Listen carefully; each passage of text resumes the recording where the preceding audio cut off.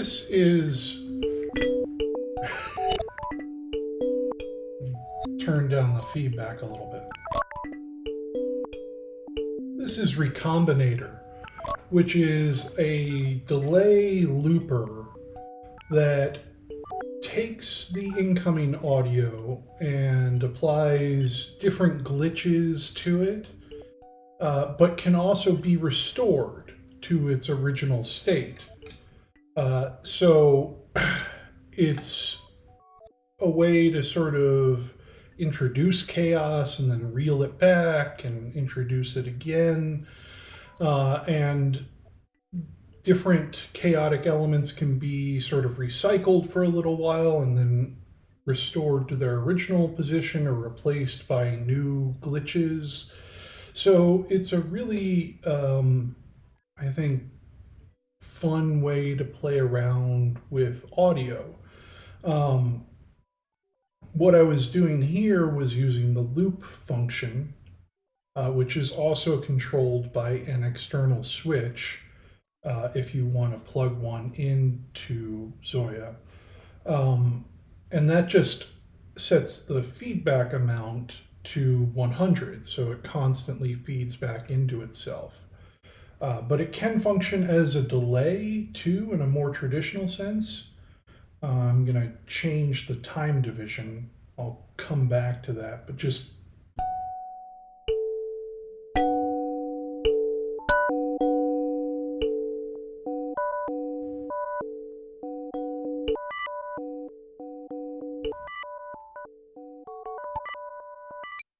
so we hear the notes decay in a manner more consistent with a delay. When the looping is off and we set our feedback to something that we want. There's a lot to cover here, and it's kind of a complicated patch, but it's kind of not a complicated patch. So I hope, as you're following along, it doesn't seem super overwhelming. There are basically like 4 sections, and the 4 sections are all, I think, relatively self-contained. So we have 3 signal paths. There's the recombinant signal path, which actually that's the wrong place to, well, this is going to be one of those videos. So if you're watching along and you go, Christopher, this is not your best work, I'm going to probably agree with you, just because it's, I think, a more complicated patch to explain than it is to try out and play around with and see what comes out of it. But we have 3 signal paths. There's a recombinant signal path, there's a replace signal path, and there's a restore signal path. And the recombinant signal path, all of them take the incoming audio and feed into them. And the recombinant signal path is based around a delay line, as is the restore signal path. The difference between the two is that the restore signal path never gets interrupted by anything. So it's basically like a pure or untouched version of the audio that came in, and it decays like a normal delay. If we just constantly had it running, it would sound like a pretty normal delay. The replace signal path is made up of loopers, and those loopers can have their pitch affected and their playback direction affected probabilistically. We'll come to that in a second when we get to the probability mixer. But then the recombinant signal path is a delay line, but its feedback loop is fed by one of those 3 sources. So it can feed back into itself, which will preserve whatever was happening in it. It can also be fed by these replace loopers with their glitchy little pitch playback direction things going on. And then it can also be fed into by the restore signal path, which will erase those glitches. So you have this sort of give and take between, wildness and then something that comes back in and smooths over that. So you construct things and stuff happens and it gets a little crazy, and then it calms down a little bit, and then it gets crazy again and calms down a little bit. And that's the patch. um, but the decision about what is used is made probabilistically. So that's a good place to really get into the controls. Up here we just have we have a visual representation of what signal path is active: recombinant, replace, and restore. And underneath the replace and restore, we have these chance controls, which determine how likely it is the signal path gets routed through one of those instead of the recombinant signal path. I'll point out that the restore chance always takes precedent. So these are determining between two different outcomes, three different outcomes, because when neither of them is active, the recombinant delay line recirculates back into itself. But keep in mind that the restore chance will affect the replace chance. These aren't, absolute. The replace chance as it goes up will cut into the restore, or I'm sorry, the restore chance as it goes up will cut into the replace chance because it takes precedence. So there may be instances in which, the logic, the RNG says we should be doing a replace, but if it's also saying we should be doing a restore, you get a restore. Okay, there are some options around this. One is this option called replace isolate. And I was this is going to sound weird, but I was kind of inspired by the lossy, and in particular its invert mode, where it takes what was removed and just sort of puts that in its own bucket. This isn't that. Nothing is really removed here, but what this does is it only isolates the output of the replace head, let's call it. The replace signal path, which is like an interesting way to add this sort of background glitchiness thing that comes in and out. I'm just gonna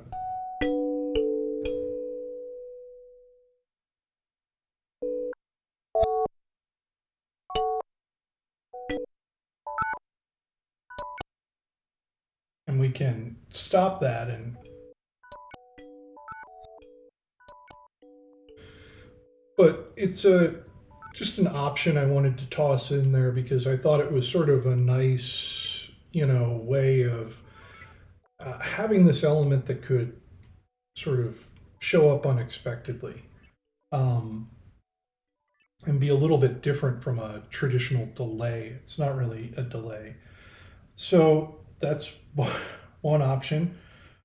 We can also replace the trigger, or replace the replace trigger. So the replace trigger, all of these are determined. The timing for all of these is determined by this resolution control, and I'll come back to that in a little bit. But if the probability says that 2 ticks of the resolution are high, should be replace options, it'll switch between, or it can switch between different options defined by the probability mixer.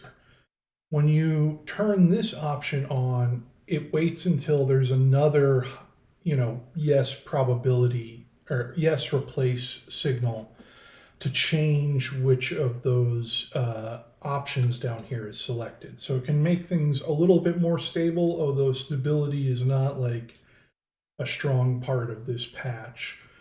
And there's a fade control. You might have noticed some sort of clicks and that sort of thing. That's because the VCAs are opening and closing very abruptly, and those changes in amplitude and frequency that come from switching between the replace loopers and the other 2 signal paths can create clicks. There are also just occasions where, the audio that's in one buffer as opposed to another is much quieter or louder. So you get these sort of clicks. I find them a little bit charming. They don't really bother me. I think they sort of add to the glitchy texture of the patch. But we do have this fade control, which will allow us, instead of just abruptly switching from one signal path to another, to fade between them.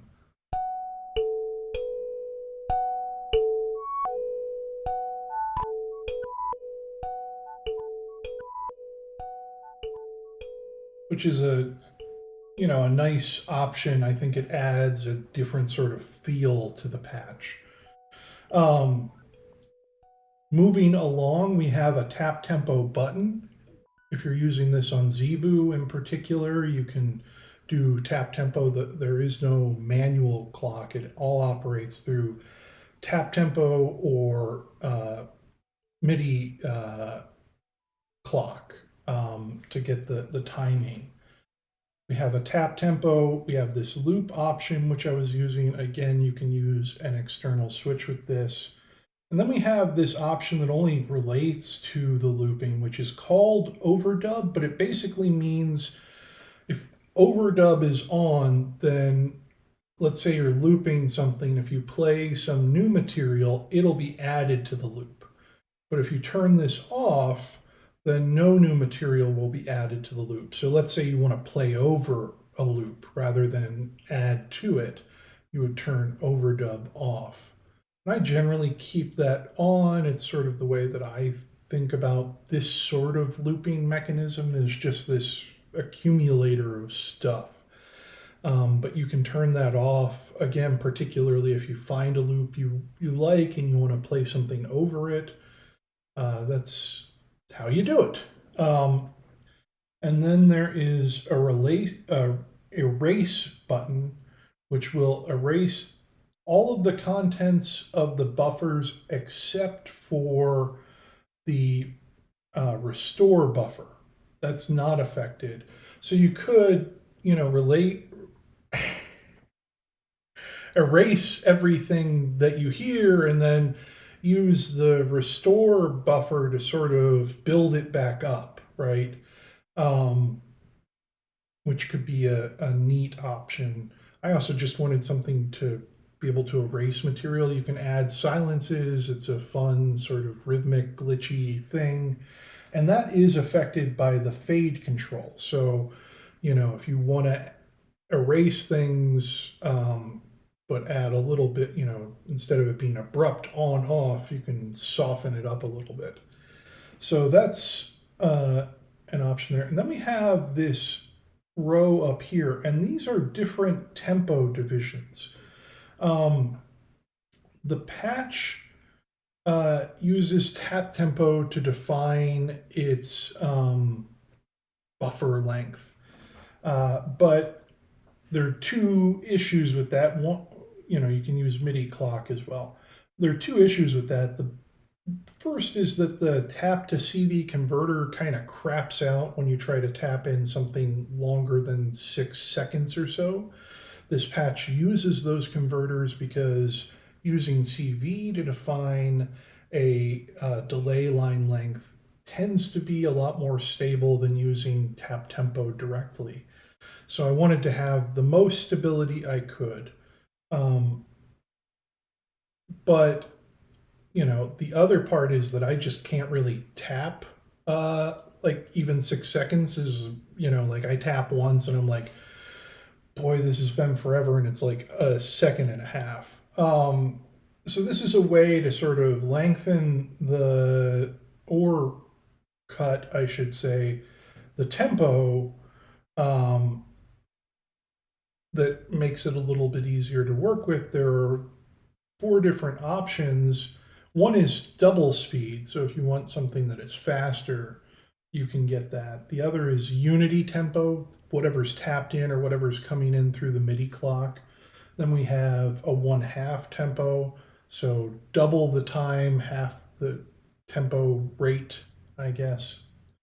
There's this weird thing when you're talking about tempo where half speed is twice as long, and so anyhow, this is quarter speed. So it's 4 times as long, a fourth as fast. So you can, use these to sort of define how long you want the buffer to be. The buffer can be up to 16 seconds because it uses 16-second delay lines. But you can also do some interesting things. I'll just show it off real quick. Uh, when you move, for instance, from unity tempo to 1/2 tempo, what happens is that the buffers essentially get duplicated, which can be an interesting way to approach capturing like a change that you hear that occurs in one quarter note period, and you want to capture sort of what came before as well. I should say it doesn't duplicate it, it doubles the buffer, but it takes whatever was in that buffer and sort of extends it. This is one of the virtues of non-interpolated delay lines that don't do pitch modulation very well or anything like that. But I'll just show this off because you can do some interesting stuff. If you saw my patch Concrete Cumulus, it's sort of like a mini version of that, where you can take something that happens earlier and repeat it, or sort of, well, let's just hear it.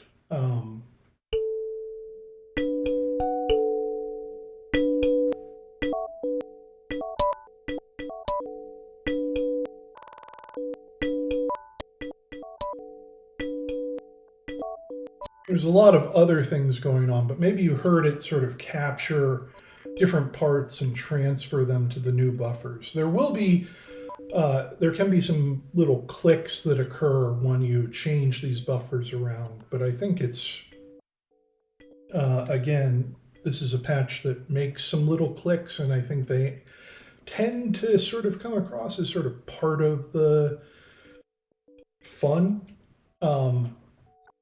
Okay, we're actually nearing the home stretch, I think. I know this has been a lot. And again, I think this patch is easier to use and explore than it is for me to explain. So I hope you take the fact that this is, yeah, not the most immediate walkthrough I've done with a little grain of salt. So we have this probability mixer that I've mentioned before. And basically you have 5 different options you can define. Across the top, we have the mixer itself. And the way that these mixers work is that basically they're proportional. So, right now I have pretty small numbers dialed in here, but this number is essentially 3 times larger than this number, 2.5. And this number is a little bit bigger, but when you add all of them up, it means that the first option is weighted more than the other 2 options, and they're weighted about equally, but one is weighted a little bit more. And so, again, if you think of it as just sort of a mixer, if you want more of the drums, you push up the drums, and if you want more, the difference is they're not all playing at the same time. They're just different options that might occur. And then you can define the interval or the speed pitch of that option and the reverse chance of that option. So this is probabilistic. So if it's at 0, that means it'll always be playing forward. If it's at 1, it'll always be playing backward. If you put it somewhere in between that, it'll sort of determine which of those options should happen in any given instance. So it's really 10 different variations you can dial in here, because you could dial in a reverse chance for each one, and then you'd have a forward and a backward version. There's also these 2 buttons here which decouple the sides, the stereo sides. I'll do them one at a time.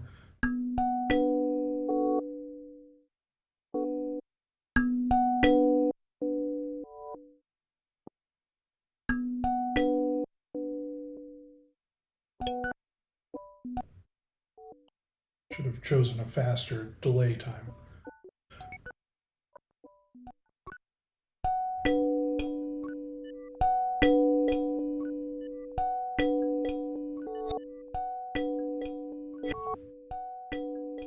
But if you're listening with headphones or with good speakers, you should hear um, this sort of stereo playoff where what happens in one ear may not be what happens in the other.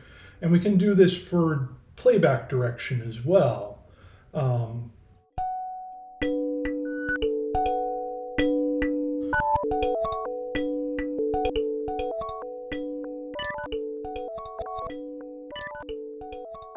and we could do it for both of these.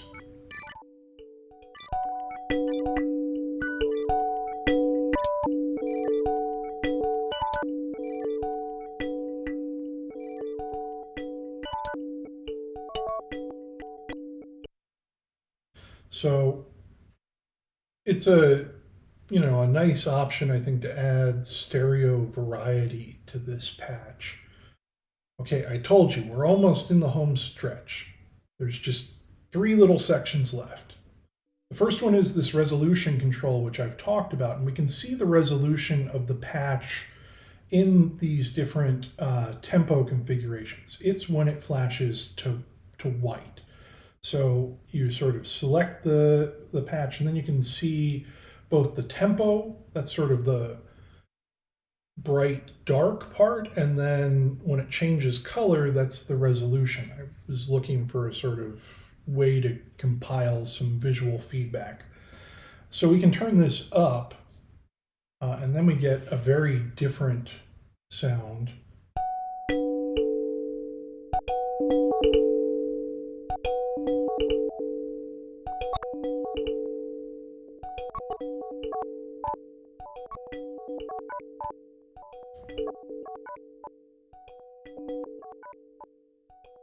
So resolution is determined by a clock divider based on the tempo. And it's based on the unity tempo all the time. Because I found that gave sort of the best range of responses. If I slowed it down to match the longer delay times, I don't think it would be as effective.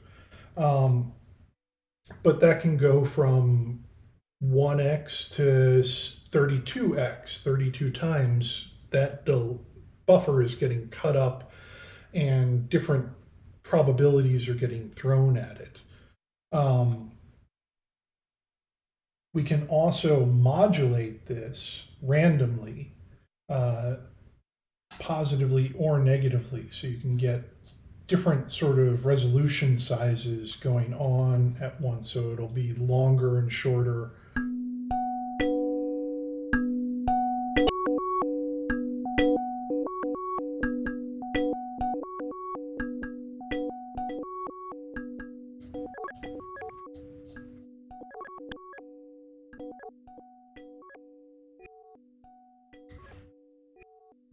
We also have a random start range. So each time the loopers recirculate at the beginning of a tempo cycle, I tried modulating this by the resolution, and the loopers did not like that. But each time at the beginning of a cycle, you can have it so that it randomly moves the start position of the loopers around.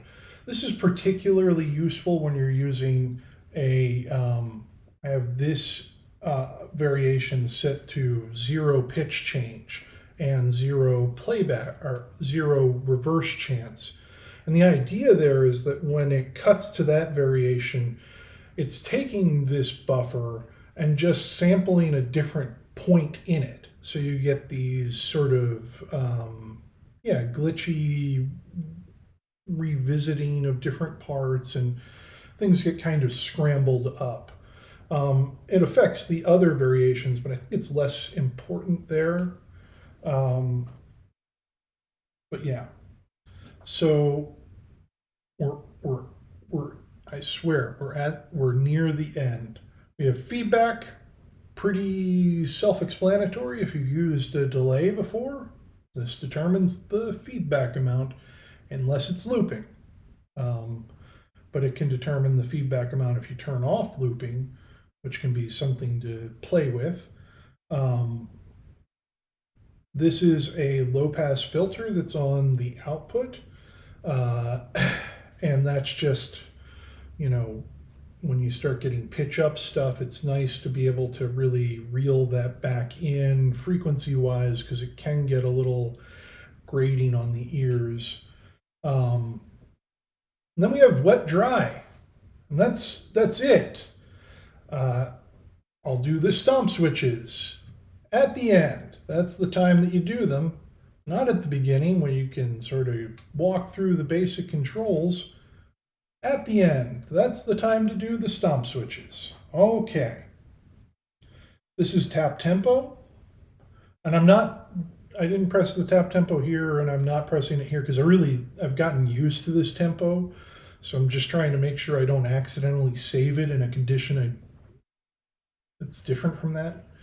Um, but you can change the tempo with this stomp switch.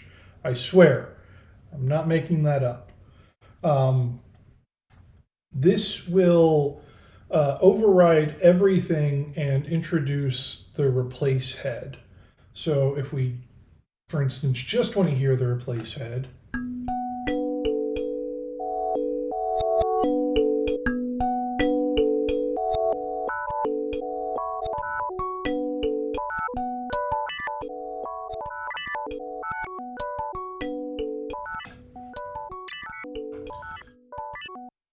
um, and this stomp switch is the same thing, except for it overrides everything, probability and whatnot, and does the restore head. So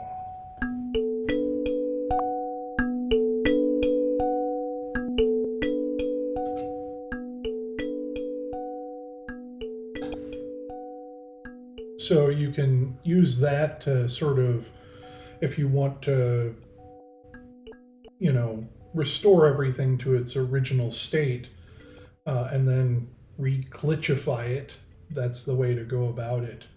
Um, I'll point out that these functions are actually replicated in these lights here. They indicate which of the playback heads is active, but if you press one, it performs the same function as the associated stomp switch. So again, if you're using this on Zebu, you can use that.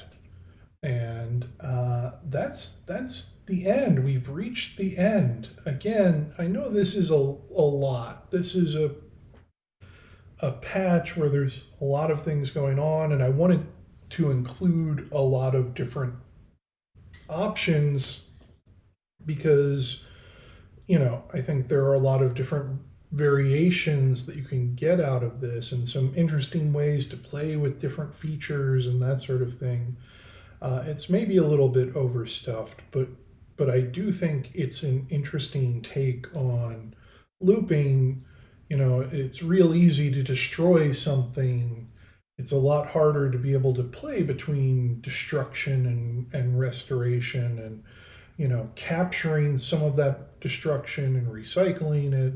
So, I think it's a really interesting, glitch, weird looper delay patch that gives you a lot of different options for sort of generatively creating your own material. I should say, if you turn these chance controls down to 0, you can then use the stomp switches or these UI buttons to determine, to choose your own adventure. So yeah, I don't look forward to writing the patch notes for this one. In fact, might be a TBA or something. If you're still watching at this point, I've been doing this for 4.5+ years now, making these patches, documenting them, uploading them, and I, I still enjoy doing that, but I don't have as much time to devote to it as I once did, and it feels a bit like a burden. So, I'm gonna start doing some things where I take it a little bit easier on myself, either in terms of making these videos or making the patch notes. finding ways to cut corners. But you know, it's yeah, it's just it's a lot. A lot goes into this stuff, even if I don't, you know, do a professional production for each of these walkthroughs. There's time and preparation, and yeah, it's a lot.